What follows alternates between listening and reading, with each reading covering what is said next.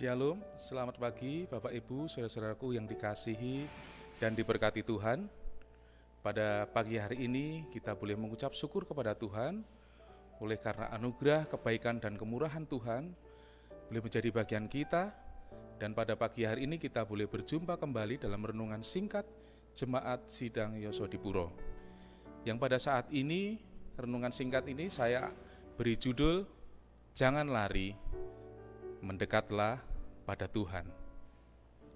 Yang saya ambil di dalam 1 Samuel ayat 12, 1 Samuel pasal 12 ayat 20 yang berbunyi, "Dan berkatalah Samuel kepada bangsa itu, jangan takut, memang kamu telah melakukan segala kejahatan ini, tetapi janganlah berhenti mengikuti Tuhan, melainkan beribadahlah kepada Tuhan dengan segenap hatimu." Saya masih ingat pada waktu kecil ketika saya melakukan kesalahan karena takut kepada orang tua, takut dimarahin orang tua, akhirnya saya bersembunyi atau lari. Atau takut kepada kakak-kakak, akhirnya saya pun bersembunyi ataupun lari. Begitu juga dengan Adam dan Hawa, ketika dia melakukan kesalahan, dia sembunyi dari Tuhan. Saudara-saudaraku, waktu kita sadar hidup kita jatuh dalam dosa, apa yang kita lakukan? Kita menjauh, bahkan lari dari Tuhan, atau kita mendekat kepada Tuhan. Iblis adalah pribadi yang luar biasa hebatnya. Dia sering mengintimidasi kita. Dia selalu berkata dalam hati kita, dia selalu berbisik, "Kamu orang berdosa, kamu sudah tidak layak di hadapan Tuhan." Perkataan ini yang akhirnya membuat kita semakin jauh dari Tuhan. Akhirnya kita tidak mau berdoa lagi pada Tuhan, karena kita merasa bahwa Tuhan sudah meninggalkan kita. Bukan hanya itu saja, akhirnya kita tidak merasa layak untuk datang dalam pertemuan-pertemuan ibadah. Lalu, apa yang harus kita lakukan ketika kita jatuh dalam dosa? Yang pertama, sadari apa yang sudah kita lakukan. Sadari bahwa kita sudah melakukan hal berdosa.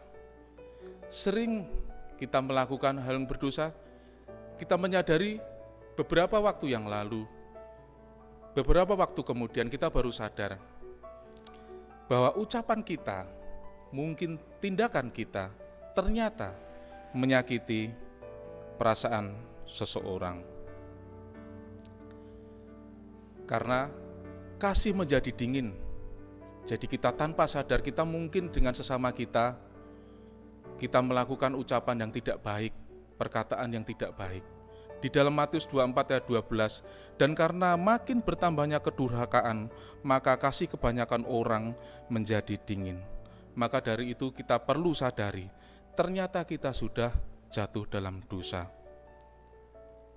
Yang kedua, kita minta pengampunan dosa.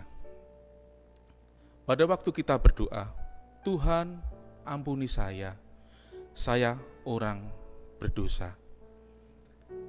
Mungkin ketika kita mengakui dosa kita, memohon ampun pada Tuhan, dan Tuhan pun mungkin ketika itu di sebelah kita, ketika dia berbicara kepada kita, "Dosa apa yang kau perbuat, anakku?" Di dalam 1 Yohanes 1 ayat 9 berkata, "Jika kita mengaku dosa kita, maka Ia adalah Allah yang setia dan adil, sehingga Ia akan mengampuni segala dosa kita dan menyucikan kita dari segala kejahatan." Minta pengampunan, setelah kita sadari, kita minta pengampunan, mengakui segala apa yang sudah kita lakukan, pasti Tuhan pun akan mengampuni segala dosa kita, asal kita sungguh-sungguh mau bertobat. Yang ketiga, kita meminta kekuatan dari Tuhan agar kita tidak mengulanginya lagi. Di dalam Matius 26 ayat 41 berbunyi, "Berjaga-jagalah dan berdoalah supaya kamu jangan jatuh ke dalam pencobaan. Roh memang penurut, tetapi daging lemah." Ayat ini mengingatkan kita, saudara, bahwa daging kita ini lemah. Keinginan-keinginan daging ini lemah, maka kita perlu minta kekuatan kepada Tuhan agar kita tidak mengulanginya lagi. Kita sadari bahwa kita tidak bisa berbuat apa-apa tanpa pertolongan Tuhan, sehingga kita tidak jatuh dalam pencobaan kembali.